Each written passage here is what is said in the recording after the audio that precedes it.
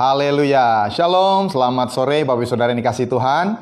Puji Tuhan, kita bersuka cita kalau hari ini kita bisa kembali mendengarkan firman Tuhan, kita berdoa bersama, dan kita pasti akan mendapatkan kekuatan yang dari Tuhan. Sekali lagi, kami mohon kerjasamanya kalau Bapak Ibu Saudara senantiasa diberkati lewat firman Tuhan yang didengar, bisa di-share, bisa di-like, dan juga waktu nanti di-upload di YouTube, bisa subscribe, dan juga menyalakan notification bell, sehingga setiap kali ada video yang baru, Anda dapat mendapatkan notification-nya.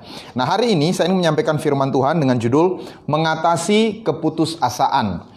Bagaimana kita bisa mengatasi keputusasaan? Nah, Bapak Ibu Saudara, kita harus mengerti bahwa tidak ada yang kebal terhadap masalah. Orang jahat dan orang baik itu menghadapi masalah. Perbedaannya adalah kita harus mengerti dari firman Tuhan bagaimana caranya kita mengatasi keputusasaan. Sebelum kita lanjutkan, mari kita bersatu di dalam doa. Kita mohon tuntunan Roh Tuhan. Bapa di sorga, terima kasih kalau sore hari ini kami kembali bisa mendengarkan firman Tuhan, mempelajari prinsip-prinsip firman Tuhan, dan kami tahu waktu kami terapkan itu memberi kekuatan bagi kami, tapi juga kami bisa pakai untuk memberkati orang lain yang juga mungkin sedang membutuhkannya Tuhan. Urapi hamba-Mu dan kami semua yang mendengar di dalam nama Tuhan Yesus. Haleluya. Amin. Jadi sekali lagi, yang namanya masalah itu tidak membedakan orang. Hari ini kita akan belajar dari satu orang yang sangat diurapi Tuhan, yaitu dari Nabi Elia. Nabi Elia ini orang yang dipakai Tuhan melakukan mujizat yang luar biasa. Dia pernah menahan hujan untuk tidak turun 3,5 tahun. Dia pernah menurunkan api. Dia juga kemudian menurunkan hujan kembali. Dia pernah berlari lebih cepat daripada kereta berkuda Raja Ahab. Dia juga pernah berjalan 40 hari 40 malam waktu dia mau menghadap Tuhan di Gunung Horeb. Tapi satu saat dalam hidupnya, dia pernah menghadapi kondisi yang berat sehingga dia putus asa, dia mau bunuh diri. Nah, Bapak Ibu Saudara, seringkali waktu kita punya masalah, kita berkata, why me? Seharusnya kita realistis, kita bilang, why not me? Karena semua orang menghadapi masalah. Bahkan Tuhan Yesus sendiri, Anak Allah, Tuhan yang menjadi manusia, dia menghadapi masalah. Dia menghadapi kekecewaan, dia menghadapi pengkhianatan, dia disiksa, mati di kayu salib. Nah, kita, pengikut-pengikutnya juga tidak luput dari hal yang sama. Bahkan Alkitab menjelaskan, bad things happen to good people. Hal-hal buruk bisa terjadi kepada orang baik, dan sebaliknya ada hal baik juga bisa terjadi kepada orang yang jahat.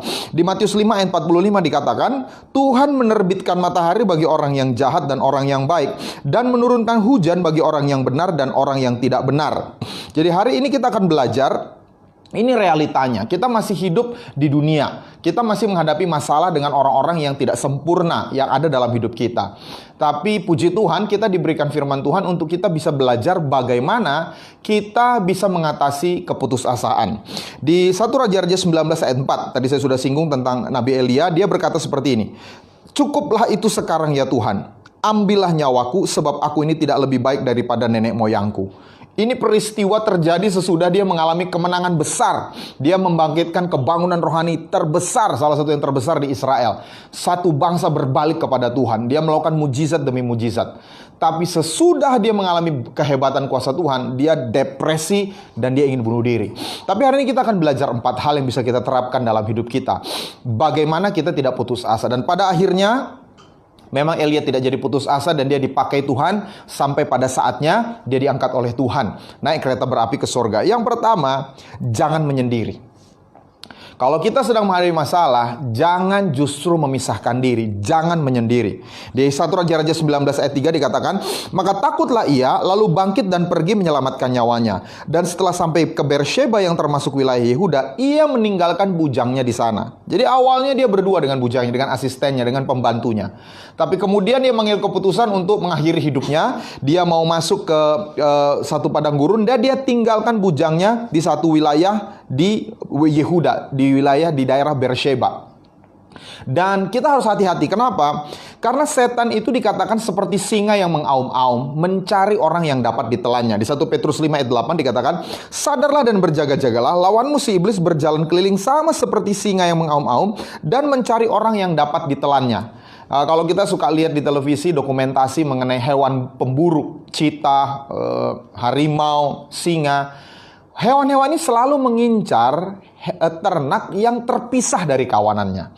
Selama ternak itu masih bergabung dengan kawanannya, Hewan pemburu ini akan susah untuk memangsa mereka. Dan taktik mereka adalah memisahkan dari kawanannya, lalu kemudian mengeroyok, lalu memangsa. Itu sebabnya waktu kita menghadapi masalah, jangan mengisolasi diri, jangan memisahkan diri, jangan menyendiri. Kita harus berkumpul dengan orang-orang yang bisa menguatkan kita. Dan faktanya adalah Tuhan tidak akan pernah meninggalkan kita sendirian. Di Yesaya 43 ayat 2 Tuhan berkata, apabila engkau menyeberangi air, aku akan menyertai engkau. Atau melalui sungai-sungai, engkau tidak akan dihanyutkan. Apabila engkau berjalan melalui api, engkau tidak akan dihanguskan. Dan nyala api tidak akan membakar engkau. Jadi waktu kita menghadapi pergumulan, jangan putus asa. Kenapa? Karena Tuhan berjanji dia menyertai kita. Tuhan itu tidak duduk di sorga, lalu kemudian dia lihat ke bawah gitu, saya pengen lihat nih, dia bisa lewati nggak masalahnya ya. Saya pengen tahu dia kuat atau tidak. Tidak. Tuhan menyertai kita. Tuhan berjalan bersama-sama dengan kita. Dan selain itu, Tuhan juga mengizinkan atau menyiapkan orang-orang yang lain yang juga akan menguatkan kita. Untuk Elia di 1 Raja-Raja 19 ayat 18, Tuhan berkata, aku akan meninggalkan 7.000 orang di Israel, yakni semua orang yang tidak sujud menyembah Baal dan yang mulutnya tidak mencium dia. Jadi waktu Elia merasa sendirian, dia udah putus asa karena tidak ada lagi orang yang seperti dia, yang begitu giat membela Tuhan, begitu giat menentang penyembahan berhala. Tuhan berkata ada 7.000 orang yang lain. Masalahnya adalah engkau tidak bersekutu dengan mereka. Engkau menyendiri, akibatnya engkau putus asa dan ingin mengakhiri hidupmu. Itu sebabnya saya motivasi kita. Memang kita tidak bisa bertemu secara fisik karena ada physical distancing, ada social distancing. Tapi puji Tuhan dengan teknologi informasi sekarang kita bisa berkomunikasi, bertemu, saling melihat lewat banyak fasilitas. Intinya adalah jangan menjauhkan diri, cari orang-orang yang bisa menolong kita untuk berdoa bersama-sama kita. Gereja kami hari-hari ini membuat doa. Kadang-kadang bisa 2 kali sehari, jam 9 pagi sampai jam 12, lalu jam 7 sampai jam 9 malam setiap hari. Kalau Bapak Saudara ingin mengetahui jadwalnya, nanti bisa menghubungi akun Facebook ini. Tapi intinya kami lakukan ini supaya apa? Supaya ada orang-orang yang membutuhkan bisa memperoleh kekuatan. Mereka mengerti bahwa mereka tidak berjuang sendirian dalam menghadapi masalah mereka. Pertama, ada Tuhan yang akan menyertai engkau. Tapi yang kedua, ada orang-orang lain yang juga sama-sama berseru kepada Tuhan supaya masalahmu ditolong oleh Tuhan. Itu sebabnya yang pertama, waktu menghadapi keputusasaan, jangan menyendiri, jangan memisahkan diri dari orang lain. Lalu yang kedua, jangan merasa tidak berguna. Jangan merasa tidak berguna. Kenapa? Karena ini tipuan setan. Di 1 Raja-Raja 19 ayat 4 tadi Elia berkata, cukuplah itu sekarang ya Tuhan, ambillah nyawaku sebab aku ini tidak lebih baik daripada nenek moyangku. Jadi Elia merasa apa yang saya lakukan tidak mengubah apapun. Nenek moyangku melakukan sesuatu, tidak ada yang berubah. Aku melakukan sesuatu, tidak ada yang berubah. Jadi tidak ada gunanya lagi aku melanjutkan hidup. Ini tipuan besar, ini tipuan setan. Dan ingat di Yohanes 8 ayat 44b, setan itu pendusta. Apabila ia berkata dusta, ia berkata atas kehendaknya sendiri, sebab ia adalah pendusta dan bapa segala dusta. Jadi waktu setan berkata kepadamu, kau gak ada gunanya lagi, udah akhiri saja pernikahan ini, akhiri saja hidup ini, akhiri saja usaha ini, akhiri saja pelayanan ini, apapun itu, jangan mau dengar tipuan setan. Kenapa? Karena selama Tuhan masih memberi nafas hidup, artinya kita masih ada gunanya. Tuhan masih mau pakai hidup kita untuk memberkati orang lain.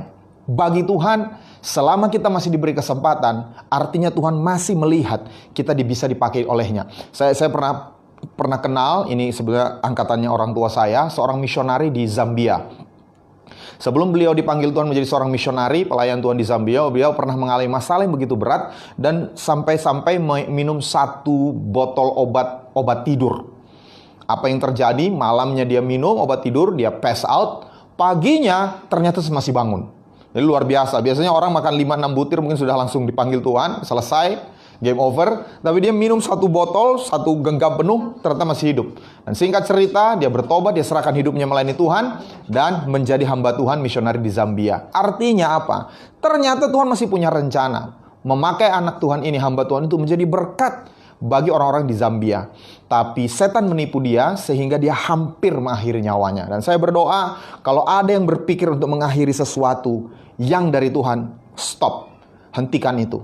Kenapa? Karena Tuhan masih bisa pakai engkau. God has not finished with you. Tuhan masih punya rencana untuk engkau. Jadi yang kedua, jangan pernah merasa tidak berguna. Tuhan masih mau pakai kita. Lalu yang ketiga, jaga tubuh tetap kuat. Waktu kita menghadapi masalah, Kita harus atasi keputusasaan dengan menjaga tubuh kita tetap kuat. Di 1 Raja-Raja 19 ayat 7 dikatakan, tetapi malaikat Tuhan datang untuk kedua kalinya dan menyentuh Elia serta berkata, bangunlah, makanlah, sebab kalau tidak perjalananmu nanti terlalu jauh bagimu. Maka bangunlah ia lalu makan dan minum. Oleh kekuatan makanan itu ia berjalan 40 hari 40 malam lamanya sampai ke gunung Allah, yakni gunung Horeb. Jadi rupanya Elia ini sudah mau bunuh diri dengan cara tidak makan sampai mati. Jadi dia masuk ke padang gurun, tidak bawa bekal apa-apa, dan tidak ada firman Tuhan. Bedanya dulu, waktu dia disuruh pergi masuk ke padang gurun ke tepi sungai Kerit, ada perintah Tuhan. Tuhan akan mengirim burung gagak untuk memberi dia makan. Tapi kali ini tidak ada perintah Tuhan, atas inisiatifnya dia masuk ke padang gurun, dia akan mati kausan dan mati kelaparan. Tapi puji Tuhan, Tuhan baik. Kalau dulu burung gagak yang dikirim, lalu kemudian ada janda sarfat, sekarang sorga langsung yang memberi dia makan. Malaikat Tuhan langsung yang memberi dia makan. Dan makanannya ini bukan sembarang makanan. Hanya dikasih 2 kali, sanggup memberi kekuatan tidak makan 40 hari. Hemat banget ya. Siapa yang mau gitu ya, makan cuma 2 kali untuk kehidupan 40 hari. Tapi intinya ini makanan bukan junk food. Ini makanan sehat. Ini makanan dari sorga. Ini bicara apa? Kalau Elia tidak kuat tubuhnya, dia tidak akan bisa berjalan bertemu Tuhan. Dia tidak akan bisa melewati pergumulannya. Nah, seringkali waktu kita menghadapi masalah, kita tidak rawat tubuh kita. Orang stres, apa kompensasinya? Begadang sampai malam. Makan junk food. Akibatnya apa? Sesudah masalahnya selesai, masalah baru timbul. Kolesterol tinggi, gula darah naik, overweight. Akhirnya apa? Stresnya nambah lagi. Stres yang baru datang lagi. Ada satu pepatah Latin kita mungkin tahu, mens sana in corpore sano. Di dalam tubuh yang kuat terdapat jiwa yang sehat. Atau terbalik ya, di dalam tubuh yang sehat terdapat jiwa yang kuat. Jadi kalau tubuh kita sehat, jiwa kita kuat. Artinya kalau tubuh kita tidak sehat, jiwa kita lemah. Itu sebabnya kalau kita menghadapi pergumulan, tetap rawat tubuh kita, tetap jaga kesehatan kita. Cukup istirahat, makan makanan yang sehat. Ya memang sekarang agak-agak dibatasi berolahraga, tapi gerak badan. Intinya, jangan sampai bait suci yang Tuhan percayakan kepada kita, tubuh kita ini rusak. Karena kita depresi, karena kita stres, kita pakai narkoba, kita minum minuman keras, kita merokok, kita merusak tubuh kita. Itu tidak akan menyelesaikan masalah, itu justru akan menambah masalah. Dan waktu Elia makan makanan itu, dia kuat. Dan yang keempat, dia kuat untuk apa? Menemui Tuhan. Dia bertemu dengan Tuhan untuk mendengar suara Tuhan. Di 1 Raja-Raja 19 ayat 8, maka bangunlah ia lalu makan dan minum, dan oleh kekuatan makanan itu ia berjalan 40 hari 40 malam lamanya sampai ke gunung Allah, yakni gunung Horeb. Jadi dia berjalan cukup jauh. 40 hari 40 malam itu bisa ratusan kilometer. Tapi dia lakukan itu untuk apa? Untuk dia bertemu dengan Tuhan. Mungkin saat ini kita sedang jauh dari Tuhan, tapi ambil langkah bertemu dengan Tuhan. Dan saudara, Bapak Ibu pasti tidak perlu jalan 40 hari 40 malam. Dia hanya sejauh doa. Waktu kita datang kepadanya, kita berdoa kepada dia dalam nama Tuhan Yesus, Tuhan akan segera menemui kita. Dan waktu kita bertemu dengan Tuhan, kita datang bertemu Tuhan untuk mendengar firman-Nya. Kita bukan hanya sekedar datang untuk kecewa, marah, curhat kepada Tuhan. Yang paling penting adalah waktu kita bertemu dengan Tuhan, kita harus mendengar suara Tuhan. Dan itu yang Elia alami di 1 Raja-Raja 19 ayat 9. Di sana masuklah ia ke dalam sebuah gua dan bermalam di situ. Maka firman Tuhan datang kepadanya. Jadi Tuhan datang dan berfirman. Apa isinya? Ayat 15. Firman Tuhan kepadanya, pergilah, kembalilah ke jalanmu melalui padang gurun ke Damsyik, dan setelah engkau sampai, engkau harus mengurapi Hazael menjadi raja atas Aram, mengurapi Yehu cucu Nimsi menjadi raja atas Israel, mengurapi Elisa bin Safat menjadi nabi menggantikan engkau. Jadi ternyata Elia masih punya 3 tugas penting. Mengurapi 3 pemimpin besar, 3 penerus negara adik kuasa Aram, negara adik kuasa Israel, dan penerus pelayanannya. Jadi saya percaya setiap kali kita bertemu dengan Tuhan, Tuhan akan menyampaikan betapa kita penting bagi Dia. Betapa Tuhan masih mau pakai kita. Betapa bahwa kita ini tidak sendirian. Dan singkat cerita, Elia taat dan Elia masih melakukan hal-hal ini. Dan bukan hanya itu saja, dia masih melakukan banyak hal hebat. Sampai akhir kitab 1 Raja-Raja.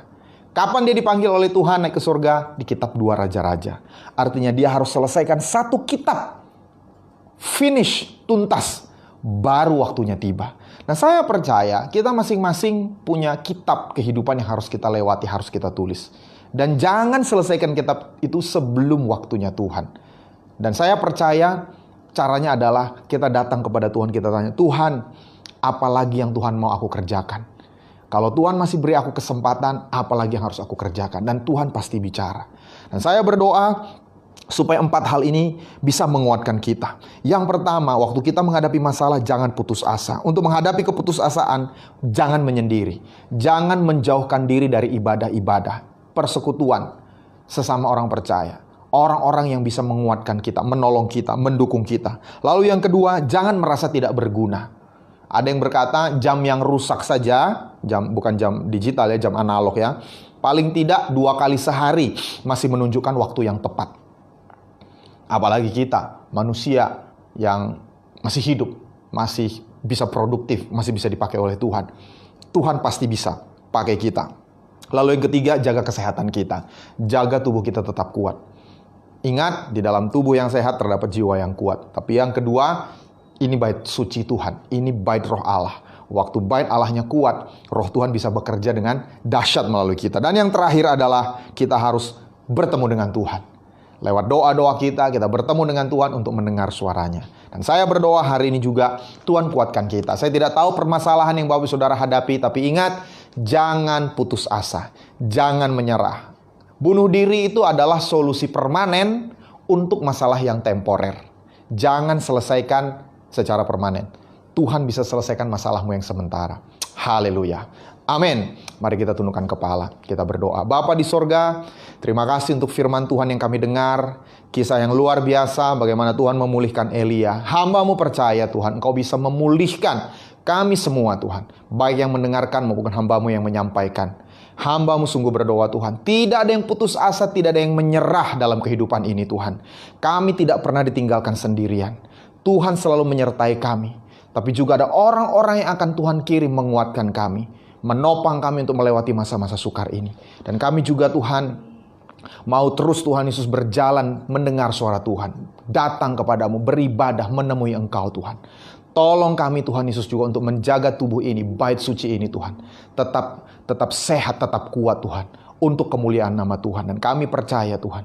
Tuhan pakai kami untuk melakukan banyak hal bermanfaat bagi suami, bagi istri, bagi anak-anak, bagi keluarga kami, bagi masyarakat sekitar kami, dan terutama bagi kerajaan Allah. Terima kasih Bapa di sorga. Dan kami terus tiap hari berdoa, kami bawa semua petugas medis Tuhan. Para dokter, para perawat, para petugas lab, para petugas administrasi rumah sakit yang bertugas, yang merawat pasien yang menderita COVID-19. Tuhan yang memberkati mereka dengan daya tahan tubuh yang kuat. Berkati juga keluarga mereka Tuhan, diberikan ketenangan, damai sejahtera. Kami berkati juga pemerintah kami, presiden kami, Pak Jokowi, Wakil Presiden Kiai Haji Ma'ruf, semua kabinet menteri yang mereka pimpin, dan juga pemimpin-pemimpin daerah, gubernur, bupati, dan wali kota, kami serahkan ke dalam tangan Tuhan. Terima kasih Bapa di sorga. Kami puji Engkau, kami muliakan Engkau. Dalam nama Tuhan Yesus. Haleluya. Amin. Puji Tuhan. Terima kasih sudah menyaksikan tayangan pengajaran firman Tuhan sore hari ini. Sekali lagi kami mohon kerjasamanya. Bapak Saudara bisa like, share, dan juga nanti waktu diupload di YouTube bisa mensubscribe dan juga menyalakan notification bell, sehingga setiap kali ada video yang diupload, Bapak Saudara bisa mendapatkan informasinya. Terima kasih, Tuhan Yesus memberkati. Shalom.